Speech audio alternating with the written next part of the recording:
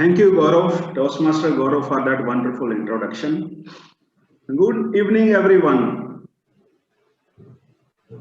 Okay, so I am presenting a session on the art of storytelling. Some sections of this talk might overlap with the session that they were just conducted. However, I will be adding some additional dimensions to those storytelling elements as well. Okay, just sharing my screen.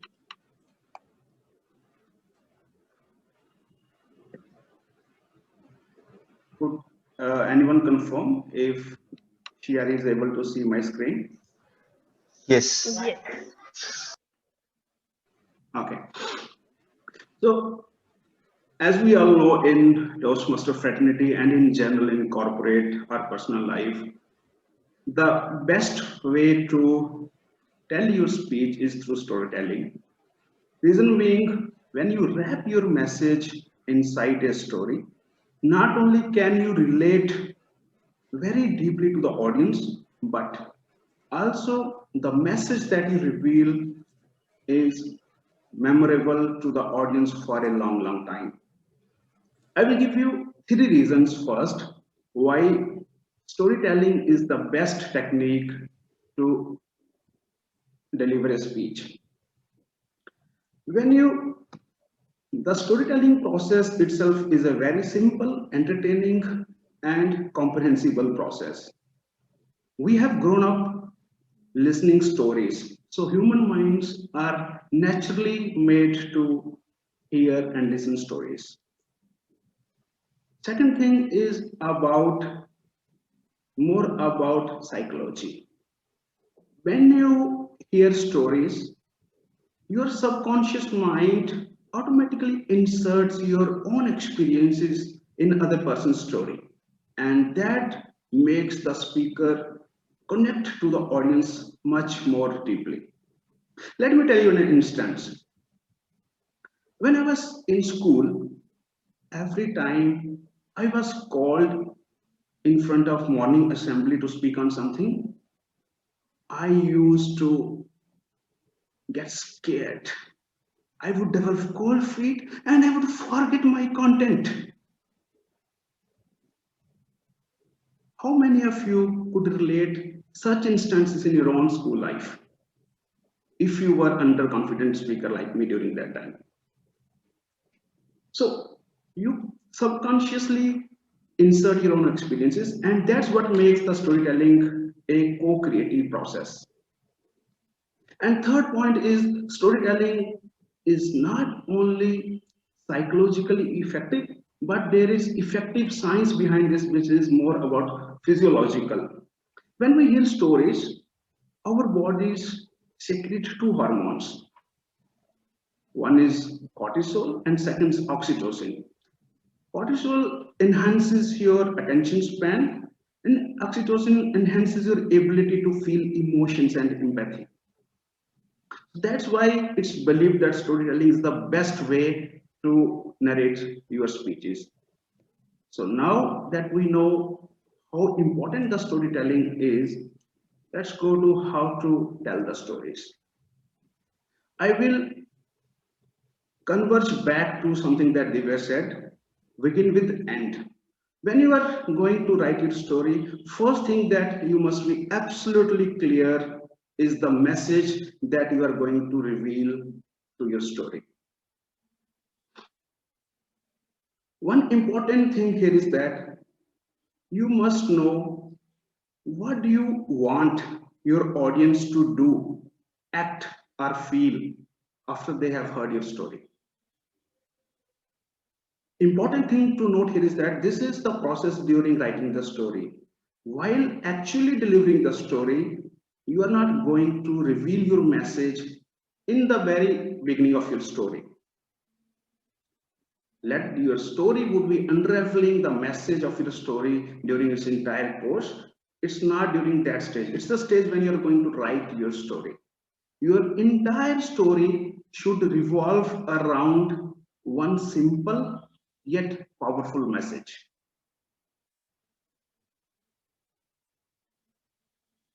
If you look at the world champion speeches, they were talked about Danjay Chatterjee's speech where he talks about I see something new, or you take Muhammad Khatani's speech, The Power of Words. All the world champions, they talk about one simple but yet very, very powerful aspect. And that's what I'm emphasizing here. And we are in storytelling. I think there were some discussions around that whether or not we should be telling the personal stories. The storytelling, I greatly and deeply believe has to have the personal stories. Why? Because when you share personal stories, that adds a lot of credibility and believability to your story. And the more believable your story, the greater the impact when you reveal your message. In storytelling, you are not talking about something which you have just seen or heard. You are one of the characters in that story. Why? You might choose not to share something which you are not comfortable. You might have apprehensions about something. Those details, the control is with you what to share and what not to share, what events to share, what events not to share. However, whatever you choose to share, make sure that you are one of the characters while delivering those stories. You see any speech of the world champions. If you look at world champion speeches of past 20 years, 19 out of 20, you must find that the storyteller was one of the characters in that story. So it enhances credibility, believability, and that's when the impact of your message is there. Now, let's do a small exercise. Now you have some apprehensions. What stories do I need to tell? Whether I should share them or not. So let's do a quick small exercise. I would urge everyone to take their notepads and pens if they have around, and let's do a quick exercise. As we said, the storytelling has to be around a personal event. It could be a real event, or you could even create some fictitious event, or it could be a mix of two. Right?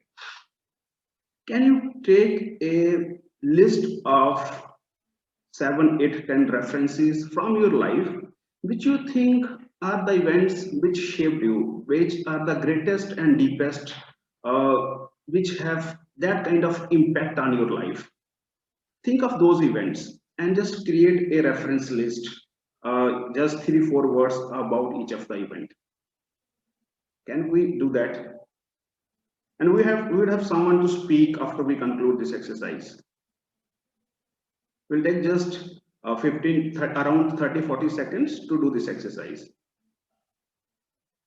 Just look at your life and see the events which taught you the most profound lessons of life, where you developed the strongest of your beliefs, where you were made the person that you are today. Think of those events and just write those in a list in next 30 seconds or so.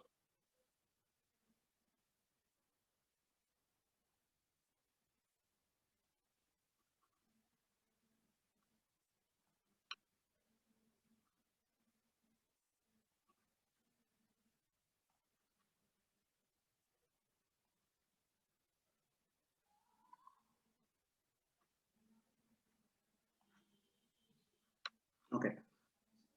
So you have now you have a list of stories from your life.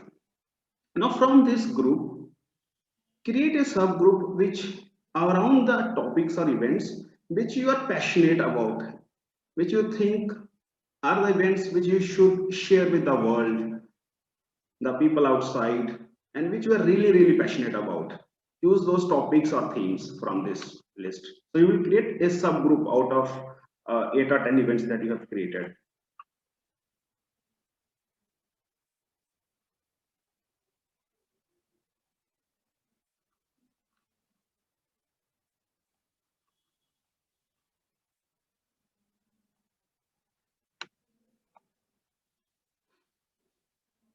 Now, once you have this subgroup, let's create another subgroup from the second level group.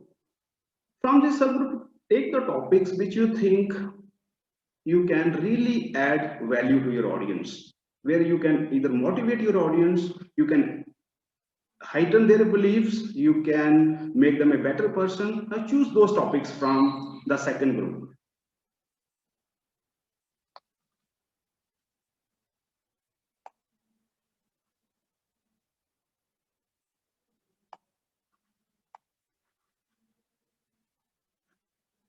So we have the final list now. Now I would request Zoom Master to call some volunteers and share their final list with us, what they want to share with the world.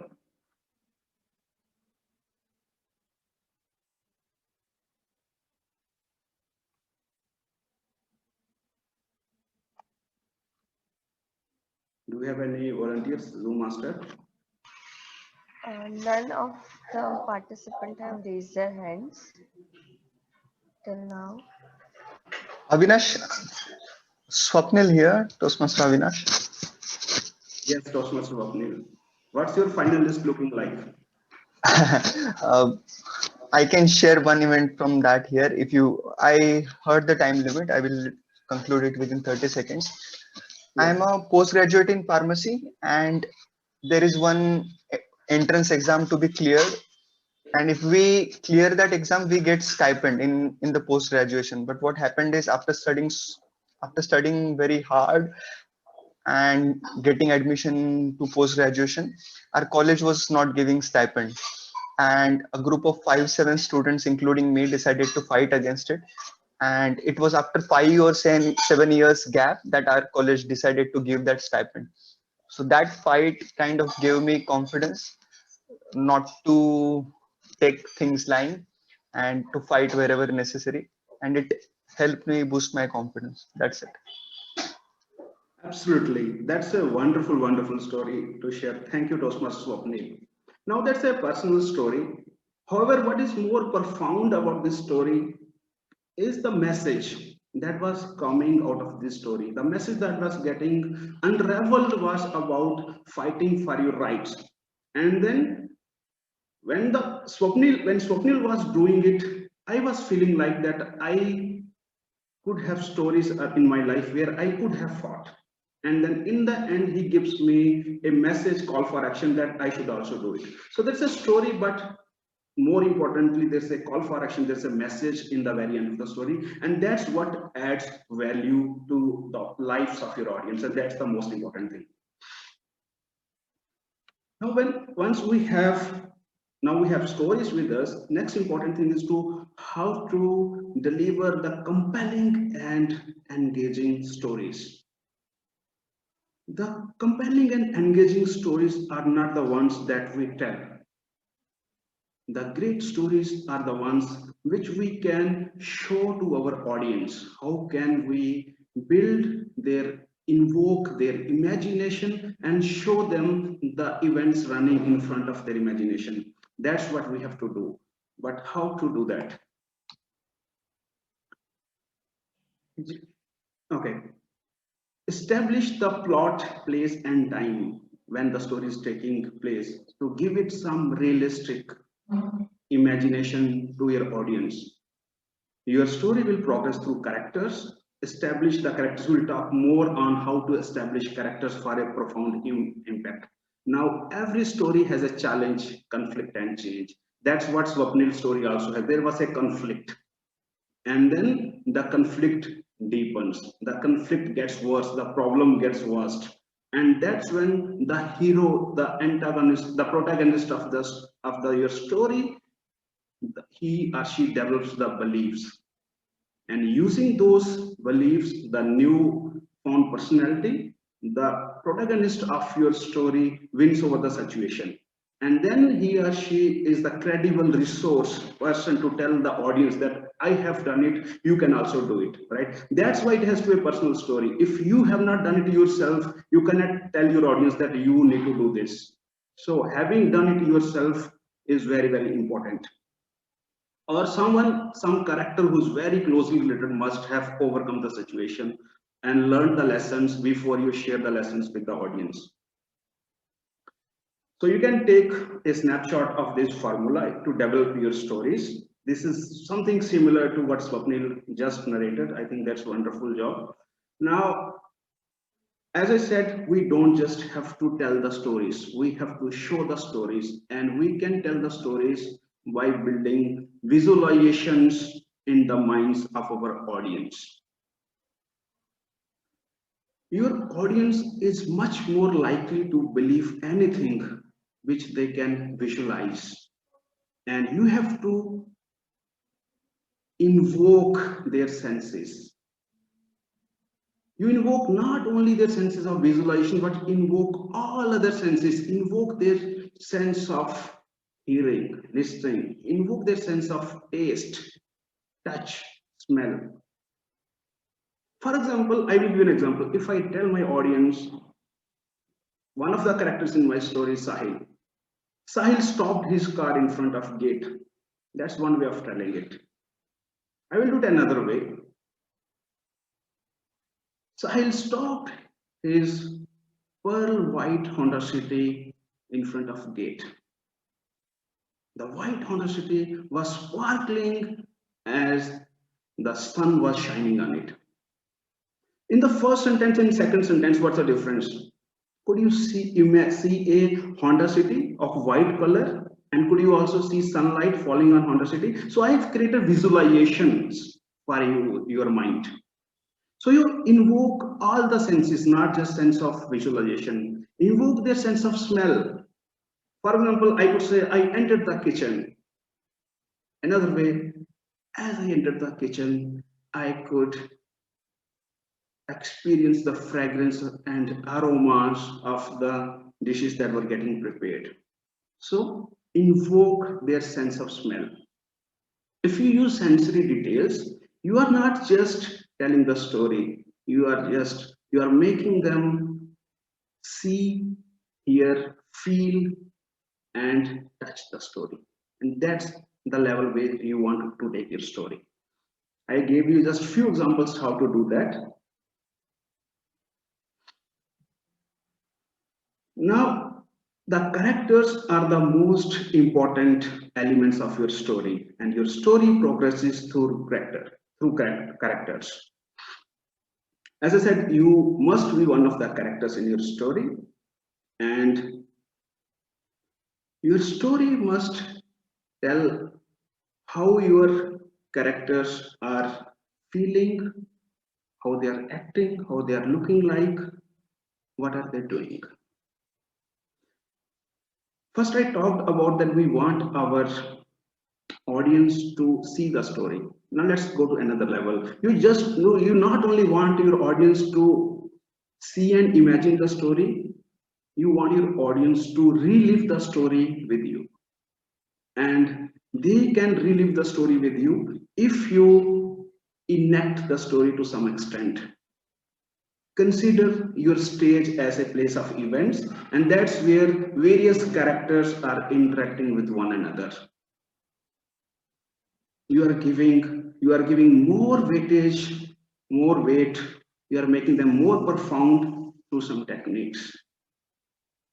There are two ways to tell about your characters.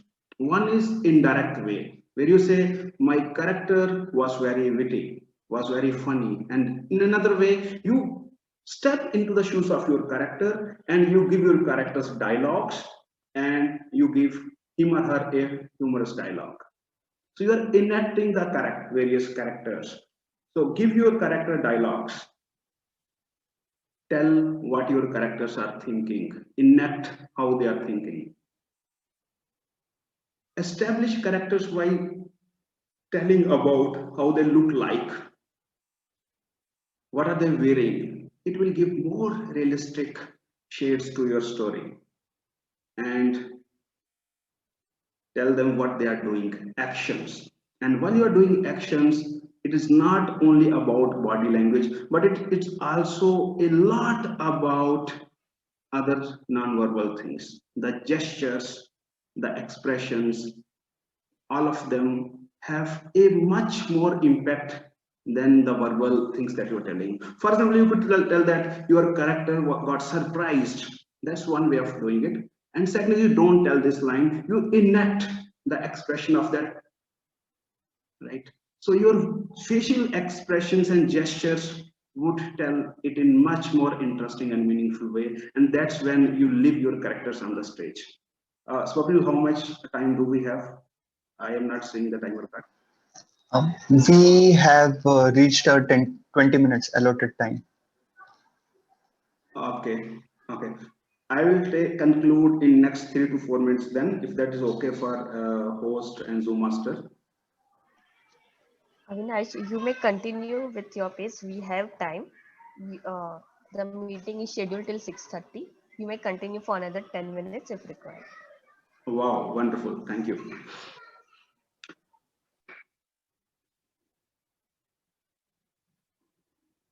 Okay. And while establishing characters, we are not limiting ourselves to human beings. We can also use this technique which is called personification, where you are making non-living beings characters in your story. You have non-living things talking and acting. This is technique which is more commonly used in humorous speeches or tall tales, where non-living beings, non-living things, also you give them feelings and you give them dialogues what they are saying.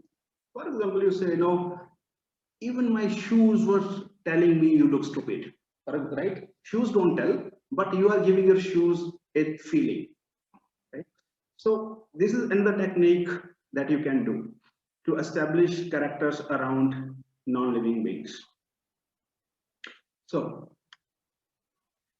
the most important thing that adds a lot of story to your life, it's something related to the characters and which we have talked about, which adds life to your story, and this is about emotions. Emotions is something where you can really connect, hook and grip your audience. And when I'm talking about emotions, I'm not talking about a few emotions.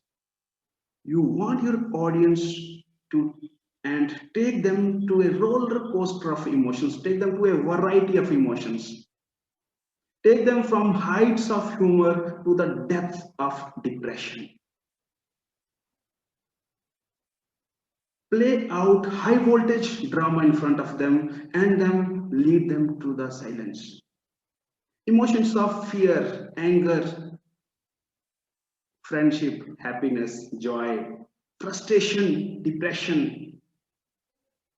Play out all the emotions in front of them and take them on a roller coaster of emotions, emotions of excitement, emotions of friendship, emotions of sorrow, emotion of denial, emotion of unacceptance, emotion of ecstasy, emotion of happiness. So bring out all those shades of emotions in your story. Emotions is something which connect and binds human beings, and it also gives you a opportunity to play vulnerable in front of your audience. Each of us is vulnerable to emotions. That's the reality of life. And when you bring out vulnerability, you bring believability. And when you bring out believability, when you give the message is hugely, hugely impactful. And with emotion, have you ever seen, why people cry while watching movies? Right? Think of some of the greatest movies or series where you are hugely, gripped into, and you think there are the emotions behind it. Movies like Sholay, movies like Good News, or web series like if you have seen, Mirzapur, they are all built on top of emotions, and there are a variety of emotions, not just one kind of emotion. So this is something which will add a lot of life to your story. And one important thing, while you're doing all of this, trying to incorporate all of this, do all of this which is organically imbibed in the story. Don't do these things which you are doing just to incorporate a technique. As I said in the beginning of my speech, the whole point of your story must be to reveal one simple yet powerful message. And after you have done all of this, review your story. Anything and everything that does not align with that simple one powerful message, that is not a candidate to be your story. And your story has to be hugely cohesive, and for that every word, letter and line of your story should align to the ultimate purpose of your story and message.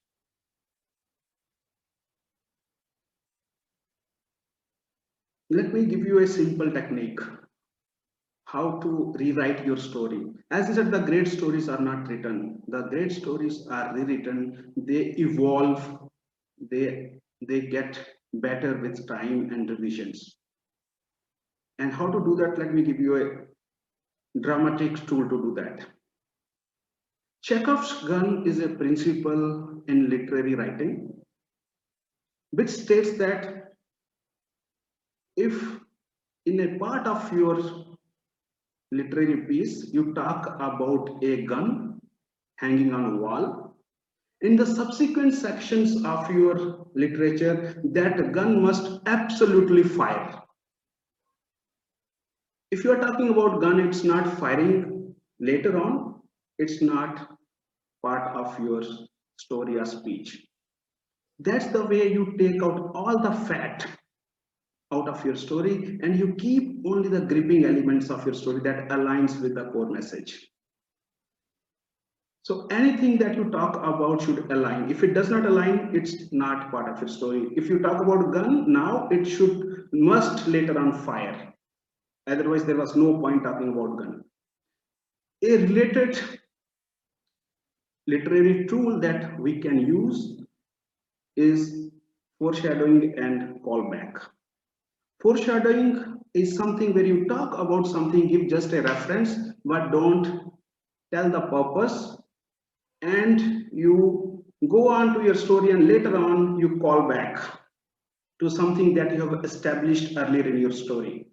It is very something similar to what Divya said, right? You open with something and then in the end you conclude, you close the loop back. It is done usually to create curiosity in the minds of your audience. You talk about something and then you don't reveal the climax, and it builds the anticipation in your audience. She has talked about that thing, what's going to happen there. Right? So it's an important tool to build anticipation, to create curiosity and keep your audience hooked, which you can use. It's related to that. That's all that I have. To conclude, your stories are the most wonderful stories that we have. We all want to hear your stories. Think of that three-step process out of your stories. What are the stories which have had the most profound impact on your life? Where you learned the greatest lessons and the deepest value system of your life? Out of that, take those stories which you are really passionate about and you want to talk about today as well. Choose those topics or themes where you are passionate about. And then apply the third step, which is about, does it add value to your audience? Is there a message in this? If you tick these three boxes, those are the stories to share with the world. Back to Toastmaster Gaurav and open for questions now.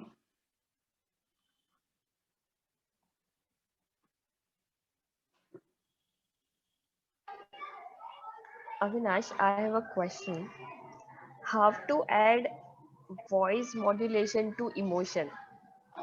So when we are talking about happiness, it should come out from voice to connect with audience. When we are talking of sadness, so how to do that? Nams, I thought the question was other way around. How to do vocal variety when you are not talking about emotions? The emotions themselves give you a platform, right, where you can talk in a pitch, voice, or accent which goes with the emotion. If you're not talking about emotion, then it becomes difficult, right? The question could be other way around.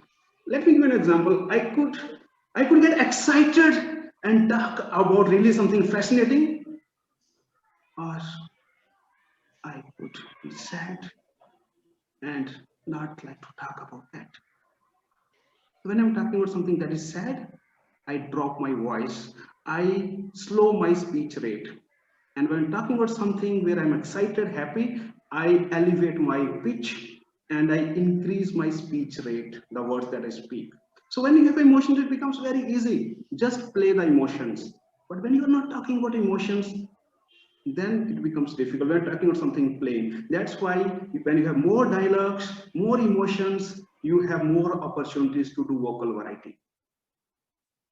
Right? So the question could be other way around. When I don't have emotions, then it could be challenging. The emotions go with a tone, pitch, speech rate that go with the emotion. And you can also combine the stage movement with it if we are in physical meeting. When you're talking about something, when you're excited, you move forward, and that shows you are excited. And when you are depressed, sad, you take 2 steps back on stage, and that tells that you are retreating mode, right? So you can combine these 3 things: emotion, variety, and physical movement on stage, forward or backward. When you combine all of this, it looks very aesthetic and pleasant. Yes, I agree. Thank you, Yeah. Avinash. We'll take questions from members. Swapnil, do you have question? Or Divya, do you have any question for Avinash?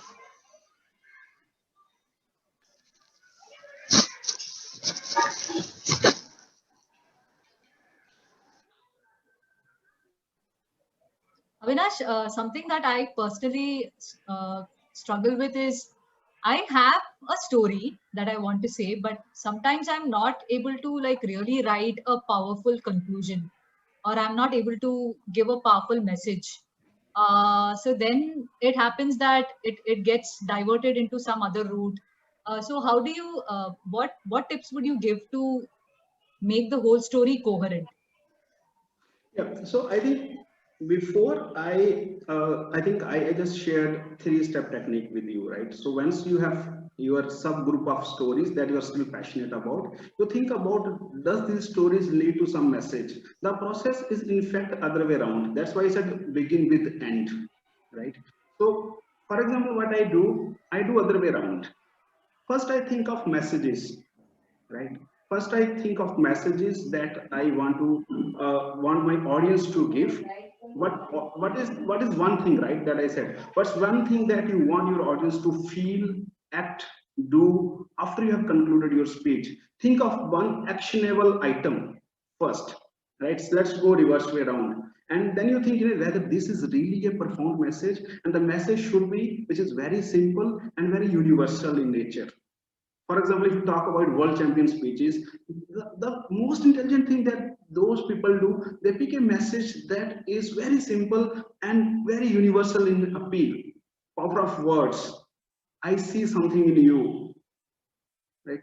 Um, for example, even the share your stories, right? The current world champion. So the message is something which is very universal, and then they go back, right? So first think about, here, this is one thing that I want to share with the world. I would ask them at the end of my story, you act on it, and then you go back. You can do other way around as well. That is one way, right? If you want to take the top down approach, I think please try to follow those are the 3 steps, right? You know, but the message has, if particularly if you're talking about international speech contest, right, it's always a combination of story and a message, and story is always a personal story, right?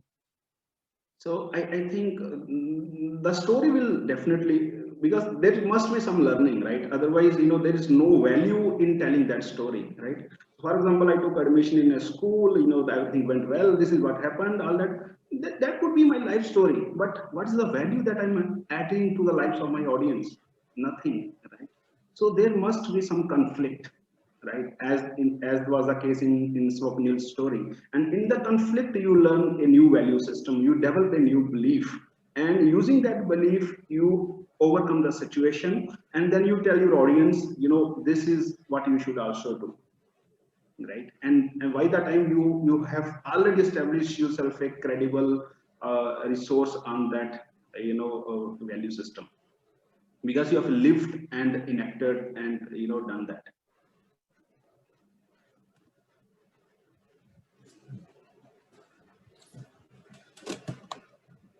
Thank you so much, Toastmaster Avinash, for conducting the storytelling session. Are there any other questions from the audiences? I have one. Please go ahead. Thank you, Toastmaster Avinash, for that insightful speech there. I've learned a lot. I myself, I tell a lot of personal stories, so that's why I was excited to listen to you. I just want to know, I recently talked about grief. So my personal story of something that happened when I lost my mother. I want to know if you tell such story, sometimes you feel like you're reliving the story. Is it okay to share a tear, or is it you need to control your emotions to a certain point? Yeah, I think since the story is very personal and a sensitive one as well, um, controlling emotions uh, might not be possible at times if you are really living, because we tell that we are not telling the story, we are living the story. And when you actually enact like your mother and give dialogues there, so the emotions might actually be there. And I feel it is there is no point to hide or overshadow your emotions, displaying emotions. And I think you have chosen to play vulnerable. If that is the case, I think that is absolutely human, and that's what connects people to your story. I think and I think I don't feel like that one should make any attempt to hold back emotions.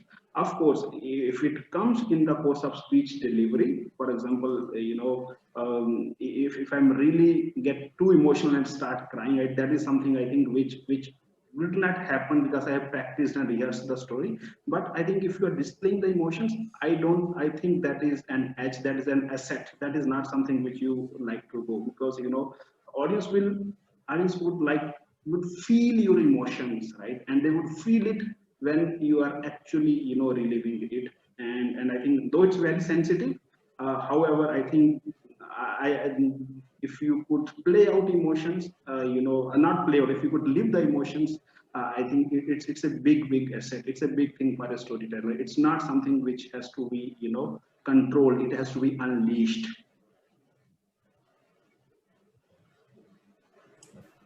Thank you so much.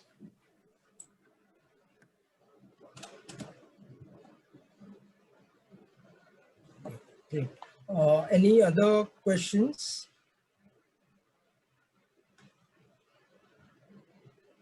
Okay. So what we could do is now, if it's okay, we can probably view Dhananjay Heterachi's speech. I see something in you, and maybe take that as an example, and then once we are done showing the speech, Avinash and Divya will come back to you for a further round of Q&A. Would that be okay with both of you all? Great. So what So we'll Gaurav, do is, yeah. I would also like to suggest some additional speeches, right? So that is also, Yeah. of course, a masterpiece. There are a few other masterpieces, I think, where there is a lot to learn. And I think I talked about this, Muhammad Khatani, The Power of Words, is absolutely fantastic speech. And then there is 2012 world champion, Priscian Virsalave, Changed by a Tire. So and I think these are some of the really great speeches, apart from the champion of last year, what do you call it? The story on Indian wedding, right? Or what was that around? Yeah, Aaron Bevan. Aaron Beverly. I think these are, I think every world champion is too special, but I think these 4 or 5 stories are my personal favorite, and I have seen these stories at least 10 times, because every time you see, you learn about an element. This person is using this technique, and you cannot learn all their techniques in just by watching their speeches just by 3 or 4 times. A dozen time is a Absolutely. must if you want to learn all those techniques. Completely agree, and we'll make sure to